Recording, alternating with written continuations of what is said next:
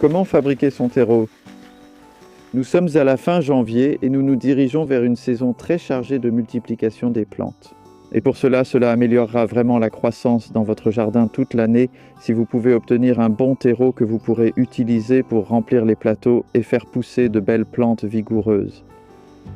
En fait, tout au long de la saison. Et dans un espace protégé, cela permet un taux de réussite élevé, surtout si vous avez un bon terreau. Donc, nous avons fait quelques essais ici, même si c'est janvier, juste pour voir, pour tester quelques terreaux et pouvoir vous montrer. Par exemple, ce sont des radis semés en poquet dans un des plateaux que j'ai conçus. C'est un CD60 qui a des alvéoles assez petites et effilées. Vous n'avez pas besoin de beaucoup de terreau, mais s'il est limité, il doit être de bonne qualité. Eh bien, je pense qu'on en a des bons ici, mais malgré tout, il y a une différence intéressante entre les deux. Donc, à une extrémité, c'est un terreau acheté, qui est quand même bon. Il n'y a rien à lui reprocher. Mais ça, c'est fait maison. Je suis vraiment surpris de voir à quel point le terreau maison est bon, mais assez particulier. Je vais expliquer dans un instant. Nous irons dehors voir tous les matériaux et ingrédients à utiliser. Et si vous pouvez obtenir un bon terreau dans un plateau comme celui-ci, donc ceux-ci sont semés en multi, en moyenne 3 ou 4 radis par alvéole. Il y a 60 alvéoles là. Il y a 200 radis là-dedans. Vous savez, c'est impressionnant. Dans un petit espace, on peut cultiver beaucoup de plantes, surtout quand le terreau est bon et fiable. Ici, en revanche, nous avons 2 terreaux différents. Et comment vous sentiriez-vous si c'était celui dans lequel vous aviez semé? C'est comme si celui-ci était celui que j'achète d'habitude. Tourbe, compost sans tourbe, c'est vraiment bien. Et ces fèves ont été semées il y a environ 1 mois et elles sont restées ici sans chauffage, mais il a fait assez doux. Celui-ci n'est pas vendu comme terreau de rempotage. Ce n'est peut-être pas une comparaison juste, mais pour moi, quelque chose ne va pas avec lui. Il est fabriqué à partir de digestat, qui est généralement un matériau que j'éviterais parce que je le trouve un peu fiable. Donc c'est simplement ce que j'ai constaté. Certains d'entre vous s'en sortent bien, mais je n'ai encore jamais obtenu de bons résultats avec quoi que ce soit fabriqué à partir de digestat. Lisez bien les étiquettes, ce n'est pas toujours évident lors de l'achat d'un compost. Parfois, on l'appelle aussi compost organique. Vous voyez, ça paraît très bien. Et donc, nous verrons cela plus en détail dans une prochaine vidéo que nous allons publier la semaine prochaine sur le remplissage des plateaux. Alors, regardons quelques ingrédients possibles. Il y a ici de magnifiques matériaux pour fabriquer un terreau de rempotage. Et pour les amener à cet état, nous avons fait un peu de tamisage. Donc il y a des options de tamisage comme quelle finesse souhaitez-vous obtenir? C'est tamisé à 12 mm, donc il reste encore quelques morceaux plus gros de ce qu'il y avait dans le compost, dans ce cas, des morceaux de bois et des brindilles. Et ça passe à travers un tamis en métal que j'ai trouvé en ligne l'année dernière. C'est assez ingénieux. En fait, on faisait ça déjà dans les années 80. On avait un cadre de lit en métal incliné à 45 degrés et on jette des choses dessus. Le matériau fin tombe à travers et les morceaux plus gros restent devant et glissent jusqu'à former un tas. Et là, tu obtiens ce joli matériau. Dans ce cas, c'est passé dans un tamis de 12 mm, donc tu vois que c'est vraiment pas mal. C'est du compost fait maison en fait. Mais ceci, cependant, ne serait toujours pas idéal, par exemple, pour de petites alvéoles. Il y a un peu trop de ce genre de choses, ce qui ne va pas vraiment gêner la croissance. Même si c'est du bois, il n'y en a pas trop, mais ça n'apporte pas beaucoup de nutriments. Nous avons besoin de 2 choses principales. Nous avons besoin de suffisamment de nutriments parce que nous utilisons des volumes ou des quantités assez petites de compost, et nous avons besoin de drainage, donc cela favoriserait en fait le drainage. Vous pourriez théoriquement faire un terreau de rempotage avec du matériau ligneux. Il drainerait bien mais ne favoriserait pas beaucoup la croissance des plantes. Donc il nous faut un peu des deux et en fait nous utilisons celui-ci, celui-là. Assez curieusement, c'est un peu ironique, ça vient d'un lombricomposteur en plastique et l'autre c'est le verre. Le compost tombe et les vers peuvent aussi remonter. Vous empilez ces éléments, mais en gros ça fait 4 mm. Ce qui correspond à environ 1/6 de pouce, et ça laisse passer la matière quand on se coupe. C'est difficile d'en obtenir beaucoup, mais c'est pratique et on peut en avoir une quantité décente. Adam l'a fait la semaine dernière alors que le compost était un peu gelé, et cela a très bien marché. Cela a évité que ce soit détrempé, car si c'est trop humide, un tamis comme celui-ci ne marche pas. Donc, en y pensant à l'avance, Si vous avez du compost que vous pensez vouloir tamiser dans 1 semaine ou 2, mettez-le quelque part au sec, même dans un abri sur le sol, étalez-le et laissez-le sécher un peu avant d'essayer de le tamiser. C'est juste pour souligner, voici le plateau que je vous montrais à l'instant et le radis. Donc voilà. Ça ne tient pas très bien ensemble, c'est tout autre chose que nous verrons la semaine prochaine, mais voici quelques radis très bien enracinés. Mais vous pouvez voir qu'il y a 4 plants de bonne taille qui poussent dans très peu de compost. C'est justement le but de ce que nous regardons ici, comment y parvenir. Ces radis sont prêts à être plantés en pleine terre, ils sont déjà assez gros. Différents composts que nous avons tamisés et à quoi ils ressemblent. Ceci est fait maison et il a 18 mois. C'est le plus beau compost maison que j'ai jamais fait. Et cela conviendra pour le rempotage, j'en suis certain. Nous avons testé différents composts l'an dernier pour comparer leur comportement. Et en fait, celui-ci a démarré un peu lentement, mais il a très bien fini et je suis presque sûr que le démarrage lent était dû à des problèmes de drainage. Quand les semis ont encore des racines très petites, et à mesure que le système racinaire se développe et devient plus fort, ça compte moins.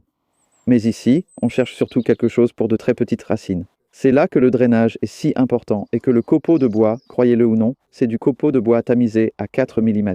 En fait, il a environ 3 ans. Livré ici l'an dernier, ils ont dit qu'il avait déjà 2 ans. On ne sait jamais vraiment. D'une certaine manière, ça n'a pas d'importance, c'est plutôt l'espèce qui compte. Mais si vous pouvez obtenir ce résultat, eh bien, c'est tout bénéfice, et je trouve que ça fonctionne vraiment bien. Comme adjuvant pour améliorer le drainage, il retient l'air dans le compost tout en apportant un peu de richesse. Donc ce sont autant de possibilités, et en voici un autre, une possibilité incroyable. Ceci est du lombricompost. C'est la première fois que je fais spécifiquement du lombricompost. Nous avons eu, vous savez, des vers, donc c'est Eisenia fetida. Ces vers diffèrent des gros vers de terre rose. Ce sont les petits vers rouges, qu'on appelle aussi vers tigrés, des vers rouges bruns très semblables, et ce sont ceux qui apparaissent simplement. Lorsque vous avez un tas de compost, s'il n'est pas trop chaud, donc nous ne les trouvons pas dans nos tas de compost principaux. Jusqu'à la fin, quand la chaleur est partie, et c'est super. Ensuite, ils arrivent et ils en feront du compost de verre si vous attendez assez longtemps. Nous avons une zone dédiée au lombricompostage où nous ajoutons peu de matière à la fois pour éviter qu'elle ne chauffe trop. Ils continuent de manger et tout au long de l'année, vous ajoutez de la matière par-dessus. Les vers montent en même temps que vous ajoutez de la nourriture. Il y a 3 semaines seulement, nous avons gratté cette couche supérieure. Enfin, après 10 mois à faire cela, nous les avons mis de l'autre côté du bac. Voici le lombricomposteur de l'année. En soulevant le plastique noir, on voit généralement les vers, parfois même des orvets. Et en ce moment, comme il fait assez froid et qu'il gèle chaque nuit, les vers sont plus en profondeur et on ne les voit pas toujours, mais ils sont toujours là. Donc ça, en moyenne, entre 6 et 8 mois. Les déjections de verre, en gros, tu sais, c'est magnifique, c'est riche. Mais ce qu'on a découvert l'année dernière, et j'ai remarqué que dans différents mélanges, différentes proportions de compost de verre, c'est autour de 20% qu'on obtenait les meilleures plantes. Plutôt que de mettre 100%, j'ai essayé 100% et ce n'était pas si bien. Je pense encore une fois que c'est peut-être un problème de drainage. C'est pourquoi je suis vraiment impressionné par ces radis ici, par la façon dont ils poussent bien dans 50%, ça c'est 50%. De ce compost de verre et 50% de copeaux de bois, ça fonctionne. C'est un mélange qui marche pour moi, pour le moment. Je ne peux pas vous donner une recette unique qui fonctionne toujours, car votre compost de verre et vos copeaux de bois diffèrent des miens. Il faut donc expérimenter et faire preuve de créativité, d'où l'importance de garder ces 2 principes en tête. Vous avez besoin de suffisamment de nutriments et d'un bon drainage, d'où l'intérêt de ne pas utiliser de terre. Croyez-le ou non, voici de la terre faite maison, qui n'a jamais été aussi belle. C'est parce qu'on a eu du gel. Et donc ça, c'est en fait ce qu'on appelle une structure de sol due au gel, ou tilt. Les agriculteurs adorent ça, vous savez, s'ils ont labouré leur champ, le gel, et les gens qui travaillent dans leur sol adorent ça. Vous avez des mottes et puis le gel les casse. Il suffit de passer un râteau et tout s'effrite. Waouh, magnifique. Pour moi, ce n'est pas une structure de sol stable. S'il pleut et qu'on marche dessus, tout se tasse encore, contrairement à la méthode sans labour où le compost reste en surface. Mais la terre peut être ajoutée, je dirais, en petite quantité. Encore une fois, nous avons remarqué l'année dernière lors des essais, peut-être 10, quelque chose comme ça, si c'est vraiment une bonne terre comme celle-ci, ça pourrait aller jusqu'à 20. C'est très intéressant. Aussi la différence de poids. Il y a beaucoup de matière là-dedans, donc nous vérifions simplement sur la balance. Et celui-ci. En gros, dans un pot de 10 litres, ça pesait 6,9 kg, ce qui veut dire qu'on est à environ 70%. Vous savez, si c'était de l'eau, si c'était rempli d'eau, ça pèserait 10 kg. L'eau est tellement dense et lourde.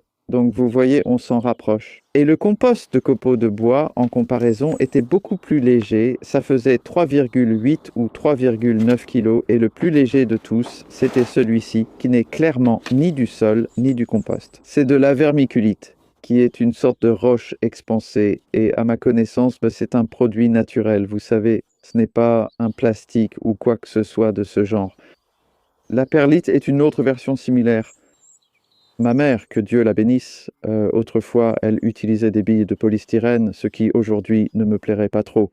Mais l'idée est la même, c'est de retenir un peu d'air dans le mélange. Et j'utiliserai principalement celle-ci lorsque j'utilise un peu de terre pour équilibrer ces deux éléments. Le radis qui a bien poussé là-bas n'a rien de tout cela. Ce n'est pas obligatoire, juste une option. Et de même, une autre option pourrait être la cendre de bois. Cela vient de mon poêle à bois.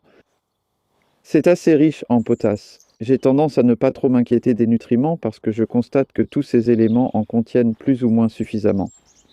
Mais si vous vouliez un peu plus de potasse, vous savez, ce serait plutôt utile si vous cultivez des tomates en pot, ce genre de choses. Et ensuite, nous avons la poudre de roche. C'est vraiment lourd, en partie parce que c'est humide. C'est du basalte, une roche volcanique. Et on dit qu'elle contient beaucoup d'oligo-éléments et de minéraux. Je reste encore un peu curieux à ce sujet.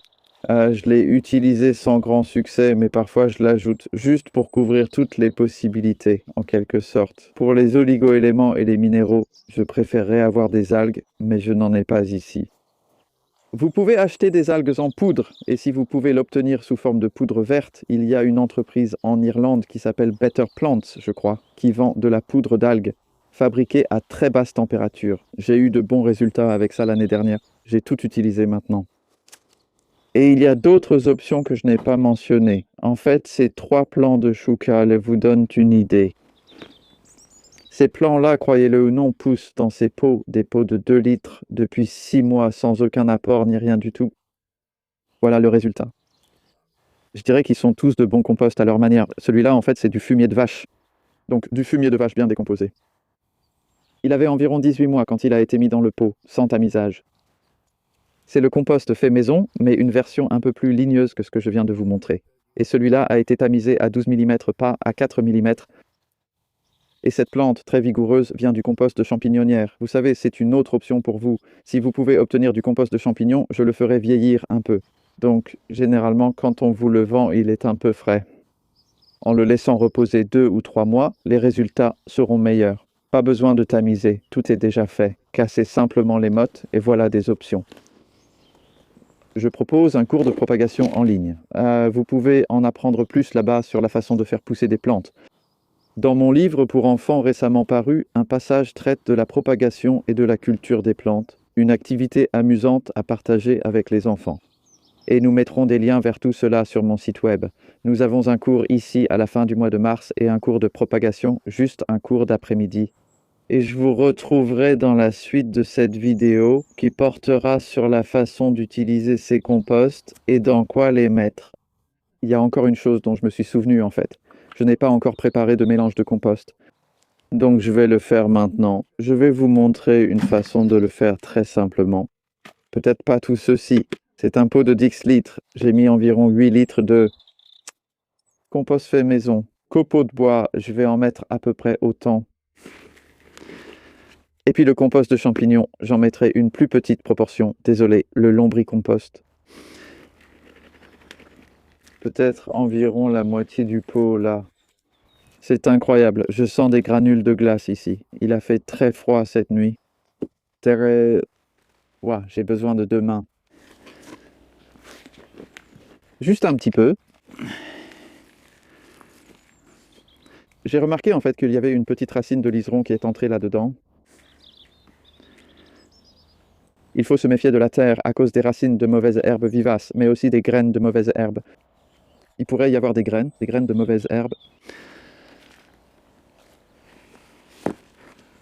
un peu de vermiculite, juste pour équilibrer la terre. 2 poignées, ça suffira. Un peu de poudre de roche pour voir. Et de la cendre de bois, mais je ne pense pas en mettre. Donc une très bonne façon de mélanger, c'est de verser.